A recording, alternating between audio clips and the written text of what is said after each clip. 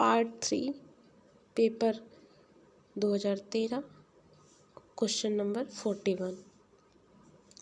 कोणार्क में सूर्य मंदिर के जगमोहन पर सूर्यदेव की प्रतिमाएं किसकी बनी है? तो इसका आंसर हो जाएगा ब्लैक क्लोराइड से बनी हुई हैं। कोणार्क के सूर्य मंदिर के जगमोहन पर सूर्यदेव की प्रतिमाएं किससे बनी हुई हैं? तो ब्लैक क्लोराइड पत्थर से बनी हुई हैं। पिछली वीडियो में भी एक क्वेश्चन कोणार्क के सूर्य मंदिर से कोई क्वेश्चन आया था, तो मैंने डिटेल भी किया था। आगे देखते हैं कौन सा क्वेश्चन है। किस चित्रकार ने स्कूल ऑफ एथेंस, ये एपेस लिखा है, ये होगा एथेंस। किस कलाकार ने स्कूल ऑफ एथेंस चित्रित किया है? तो आंसर हो जाएगा राफेल ने स्कूल ऑफ एथेंस चित्रित किया है। राफेल जो है, राफेल सांजियो इनका पूरा नाम है, और अक्सर एग्जाम में इनके बारे में पूछ लिया जाता है। राफेल सांजियो के बारे में उच्च पुनर्जागरण काल के ये प्रमुख चित्रकारों की 3 चित्रकार आते हैं, जो कि बहुत ही मोस्ट इम्पॉर्टेंट है। Leonardo da Vinci, Michael Angelo और राफेल। 3 चित्रकारों में जो ये तीसरे हैं, जो बहुत ही महत्वपूर्ण कलाकार हैं उच्च पुनर्जागरण के, वो हैं राफेल, जिनका जन्म हुआ था 1483 में। राफेल का जन्म कब हुआ था? तो 1483 में इनका जन्म हुआ था, और 1520 में इनकी मृत्यु हुई थी। राफेल से एक प्रश्न आया था पिछली बार के पीजीटी के पेपर में, जो 2021 में पीजीटी का पेपर हुआ था, उसमें एक प्रश्न आया था राफेल से। प्रश्न क्या था? निम्नलिखित में से किस चित्रकार ने अपने चित्रों में वास्तविक आध्यात्मिकता को प्रकट किया है? ऐसा कुछ प्रश्न था। तो उसमें ऑप्शन में डाली भी थे और गोया भी थे, और शायद धूषा था। डाली था, गोया था, धूषा था, और राफेल थे। तो उसमें राफेल को सही कराया गया था। तो इनके चित्रों में इन्होंने अपने चित्रों में क्या दिखाया है, किस चीज़ को प्रकट किया है? आध्यात्मिकता को प्रकट किया है। ये पिछली बार के पेपर में पूछा जा चुका है, और ये 13 का पेपर हम लोग कर रहे हैं। इसमें पूछा गया था कि किस चित्रकार ने स्कूल ऑफ एथेंस चित्रित किया है? तो राफेल ने स्कूल ऑफ एथेंस चित्रित किया है। राफेल जो थे अपने टेपेस्ट्री के लिए भी जाने जाते हैं, और इनको शताब्दियों का समूह आचार्य भी कहा जाता है राफेल को। ये मैडोना चित्रों के लिए जाने जाते हैं, और मैडोना व शिशु 1505 में जो बनी थी, इनका प्रमुख कृति है। स्कूल ऑफ एथेंस जो चित्र है इनका, वो वेटिकन स्कूल की पुस्तकालय की दीवारों पर है, एक भित्ति चित्र है, और इसके बारे में एक बार डिटेल में पूछा गया था, नेट में भी पूछा गया था इनके चित्र के बारे में, स्कूल ऑफ एथेंस के बारे में। अगला क्वेश्चन है ब्लू राइडर लिखा हुआ है, ब्लू राइडर होगा। ब्लू राइडर ग्रुप, जो ब्लू राइडर नाम का ग्रुप है, ब्लू राइडर नाम से नव आंदोलन की पहल किस कलाकार ने की थी? Option number 1 Joan Miro, option number 2 Salvador Dali, option number 3 Kandinsky, option number 4 Picasso. इसका सही आंसर हो जाएगा कांडिस्की। ब्लू राइडर नामक नव आंदोलन की शुरुआत जो की थी वो किस कलाकार ने की थी? तो कांडिस्की ने की थी। और इसकी जो स्थापना हुई थी, ब्लू राइडर ग्रुप की स्थापना हुई थी 1912 या 11 में इसकी स्थापना हुई थी ब्लू राइडर ग्रुप की। और इसकी स्थापना कहाँ हुई थी? रूस में हुई थी। इसके जो कलाकार थे, तो कांडिस्की थे। रूसी कलाकारों में जो थे कांडिस्की, यूलिस्की और जेरी फेकन नाम के कलाकार थे, जो कि रूस के कलाकार थे। और कुछ जर्मनी के भी कलाकार थे, जो कि ब्लू राइडर ग्रुप के अंतर्गत आते हैं। उनके बारे में कभी पूछा जा सकता है। फ्रेंच मार्क, अगस्त मार्के और पाल क्ली भी थे ब्लू राइडर से संबंधित। अगला क्वेश्चन है किस कलाकार ने अपना करियर सिनेमा पोस्टर और कटआउट पेंटर के रूप में आरंभ किया था? तो ऑप्शन में है एम.एफ. हुसैन, एन.एस. बेंद्रे, एफ.एन. सूजा, सतीश गुजराल। तो इसका सही आंसर हो जाएंगे एम.एफ. हुसैन। मकबूल फ़िदा हुसैन ने अपना जो करियर है वो सिनेमा पोस्टर और कटआउट पेंटर के रूप में शुरू किया था। एम.एफ. हुसैन भी बहुत ही इम्पोर्टेंट आर्टिस्ट हैं। टीजीटी के या कोई भी एग्ज़ाम दे रहा हो, टीजीटी का दे रहा हो, पीजीटी का दे रहा हो, हर एग्ज़ाम में पूछे जाते हैं। इनसे कोई ना कोई प्रश्न ज़रूर बनता है। इनके बारे में भी थोड़ा सा हम लोग जानेंगे। मकबूल फ़िदा हुसैन इनका पूरा नाम है, जो कि पूछा जा चुका है। कब इनका जन्म हुआ था? 1915 में हुआ था। मृत्यु कब हुई थी? 2011 में हुई थी। कहाँ हुई थी? लंदन में हुई थी। जन्म कहाँ हुआ था? सोलापुर के पढ़रपुर में इनका जन्म हुआ था, महाराष्ट्र में हुआ था। बाद में ये इंदौर चले जाते हैं। इनको जो इनको नागरिकता मिली थी 2010, पूछा जाता है इनको कहाँ की नागरिकता मिली थी? कतर की मिली थी। और कब मिली थी? तो 2010 में इनको कतर की नागरिकता मिली थी। किसको मिली थी? एम.एफ. हुसैन को मिली थी, मकबूल फ़िदा हुसैन को मिली थी। जो इनसे क्वेश्चन आता है, और भी बहुत सारे क्वेश्चन इनके, भारत माता किसका चित्र है? हुसैन का चित्र है, 2003 में पूछा गया था। इनकी फिल्मों के बारे में क्वेश्चन पूछा गया था 2001 में कि फिल्में कौन बनाता है। प्रश्न को पूरी तरीके से ठीक से ध्यान नहीं आ रहा, लेकिन कुछ फिल्मों से संबंधित प्रश्न पूछा गया था 2001 में, इनसे पूछा गया था। और एक और क्वेश्चन आया था, किसके चित्र पिकासो के साथ प्रदर्शित हुए थे? तो एम.एफ. हुसैन के चित्र पिकासो के साथ प्रदर्शित हुए थे। क्वेश्चन भी पूछा जा चुका है 2001 के या टीजीटी या पीजीटी के पेपर में। फिर घोड़ा चित्रों के लिए कौन जाना जाता है? घोड़ा चित्रों के लिए जाना जाता है? ये प्रश्न भी आ चुका है प्रीवियस ईयर में, या टीजीटी पीजीटी के 2004 के पेपर में आ चुका है कि घोड़ा चित्रों के लिए कौन जाना जाता है? तो एम.एफ. हुसैन जाने जाते हैं, मकबूल फ़िदा हुसैन जाने जाते हैं। इन्होंने शिक्षा किससे ली थी? तो एम.एफ. हुसैन ने शिक्षा देवलालीकर से ली थी। किससे ली थी? देवलालीकर से ली थी। इन्होंने एक चित्र बनाया था 1955 में, ज़मीन। 1955 में इन्होंने ज़मीन नामक चित्र बनाया था, जो कि पूछा जा चुका है। कभी किसी पेपर में पूछा गया था कि ज़मीन नामक चित्र किसने बनाया था? एम.एफ. हुसैन ने बनाया था। कब बनाया था? 1955 में बनाया था। और इनसे एक बार कोई प्रश्न पूछा गया था कि प्रोग्रेसिव आर्टिस्ट ग्रुप से संबंधित कौन है? तो एम.एफ. हुसैन संबंधित है। किस कलाकार ने अपना कटआउट वाला तो हो ही गया, ये 13 में ही पूछा गया था। इन्होंने मुक्तिबोध कविताओं की एक श्रृंखला भी बनाई थी। 2006 में ये भारत छोड़ देते हैं और 2010 में इनको कतर की नागरिकता मिल जाती है। 1986 में उनको राज्यसभा का सदस्य भी बनाया गया था। चलिए अगले क्वेश्चन पे देखते हैं। अगला क्वेश्चन किन के बारे में है? अच्छा, एम.एफ. हुसैन के बारे में एक और प्रश्न ध्यान आ रहा है, जो कि महत्वपूर्ण हो सकता है, इम्पोर्टेंट हो सकता है आगे आने वाले एग्ज़ाम की दृष्टि से।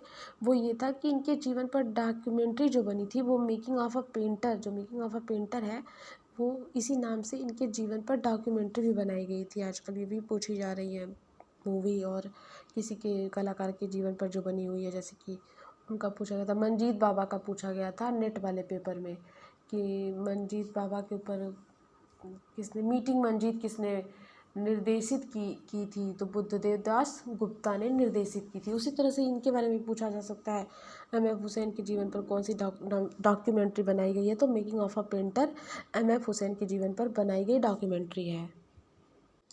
अगला क्वेश्चन है, यामिनी राय की प्रसिद्ध कृति माँ एवं शिशु चित्र का माध्यम क्या है? यामिनी राय की प्रसिद्ध कृति माँ और शिशु चित्र का माध्यम क्या है?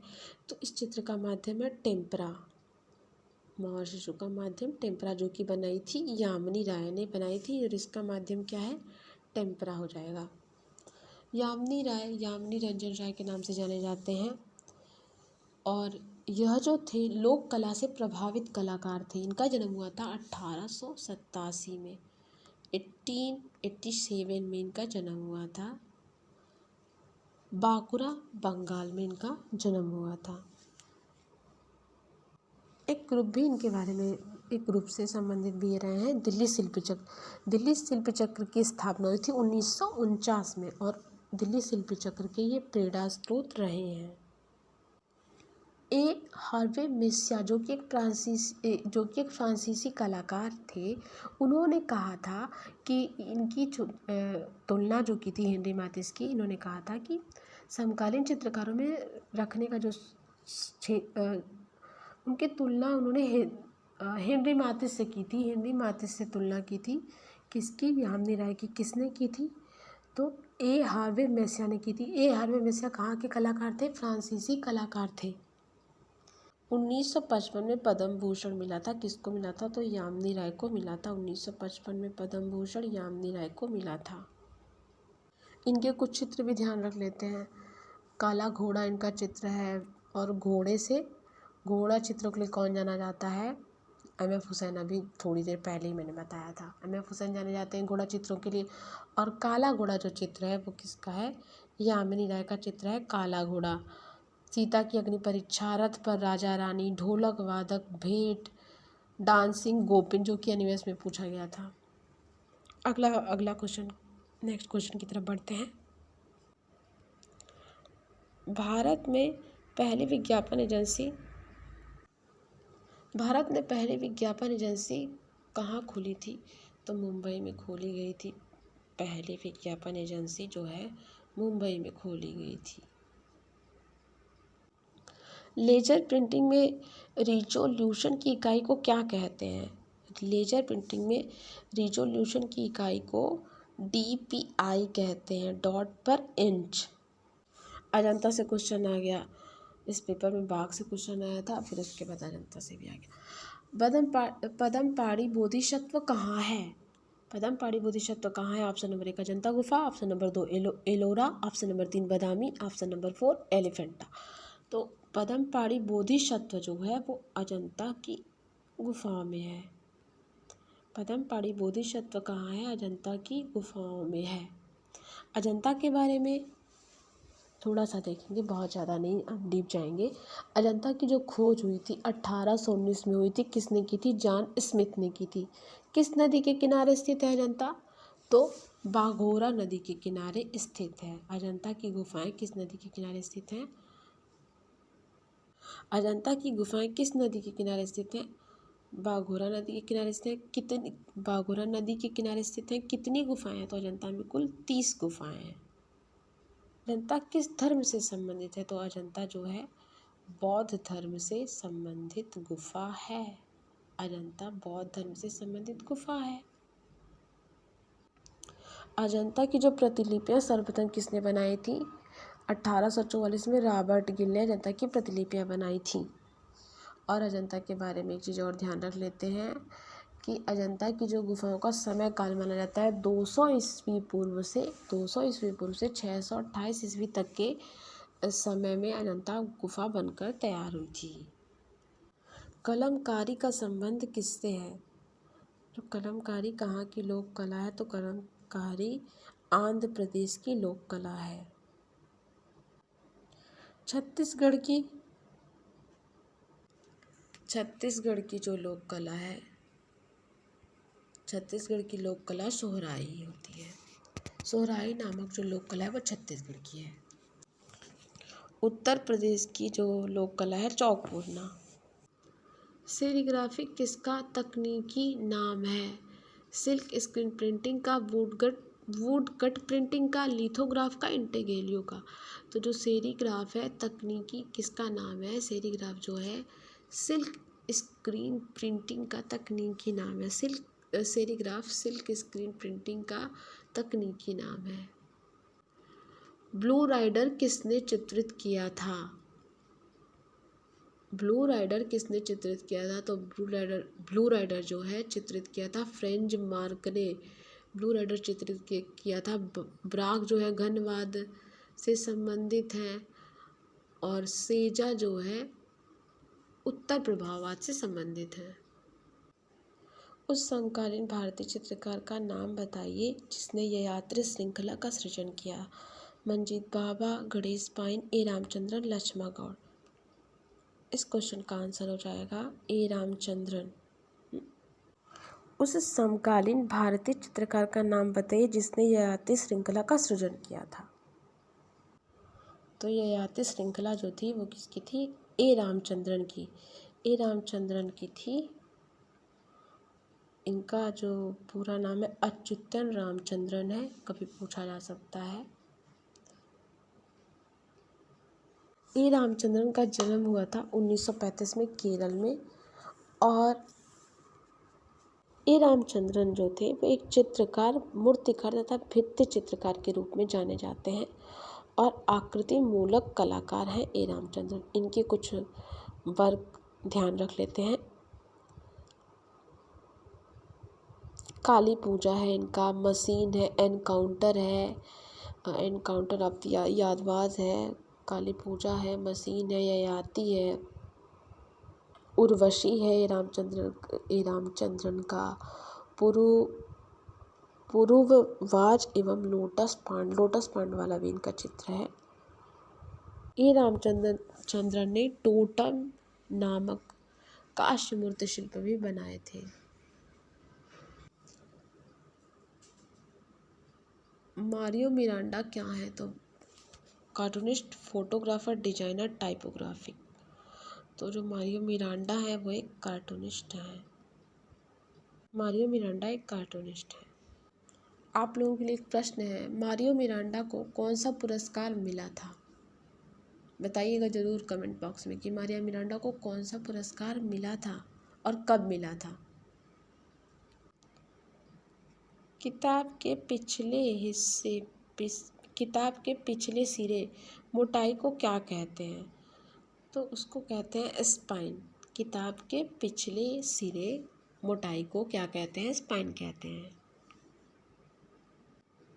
मुगल चित्रकला विकसित हुई किसके शासनकाल में? हुमायूं के शासनकाल में, अकबर के शासनकाल में, औरंगजेब के शासनकाल में या बाबर के शासनकाल में? तो मुगल चित्रकला विकसित हुई थी अकबर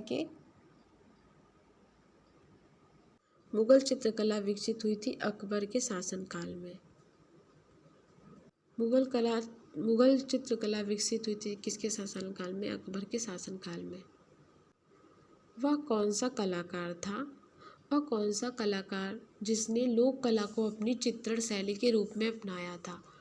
तो वो थे यामिनी राय ने लोक कला को अपनी चित्रण शैली के रूप में अपनाया था।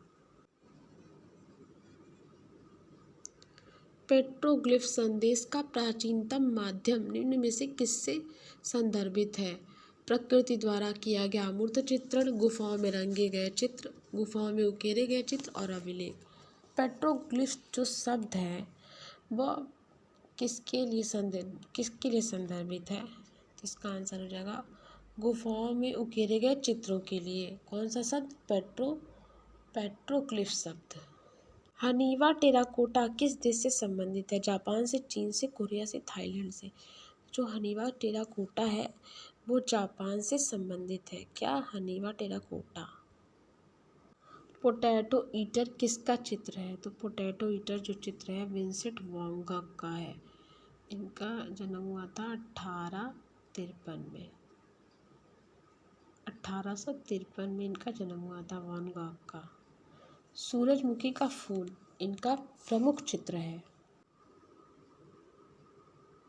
विश्व फोटोग्राफी दिवस मनाया जाता है 5 सितंबर को, 19 अगस्त को, 14 नवंबर को, 7 दिसंबर को। विश्व फोटोग्राफी दिवस जो है 19 अगस्त को मनाया जाता है। क्या मनाया जाता है? विश्व फोटोग्राफी दिवस मनाया जाता है। कब मनाया जाता है? 19 अगस्त को मनाया जाता है।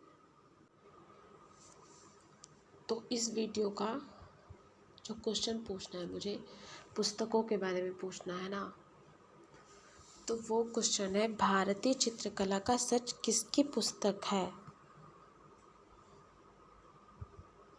आंसर होगा भारतीय चित्रकला का सच किसकी पुस्तक है? अशोक भौमिक की पुस्तक है भारतीय चित्रकला का सच। अशोक भौमिक के जितने पुस्तकें आपको याद हो, नहीं मतलब कोई भी पुस्तक आपको याद हो तो आप कमेंट बॉक्स में मैसेज ज़रूर करिएगा। Thank you, keep watching and sharing. और हाँ, कमेंट जरूर करिएगा कमेंट बॉक्स में कि अशोक भौमिक की और कौन सी पुस्तकें आपको याद है या पूछी गई हो या याद हो ज़रूर कमेंट बॉक्स में कमेंट करिए। एक पुस्तक मैंने बता दी है, अशोक भौमिक की भारतीय चित्रकला का सच। Thank you again, thank you.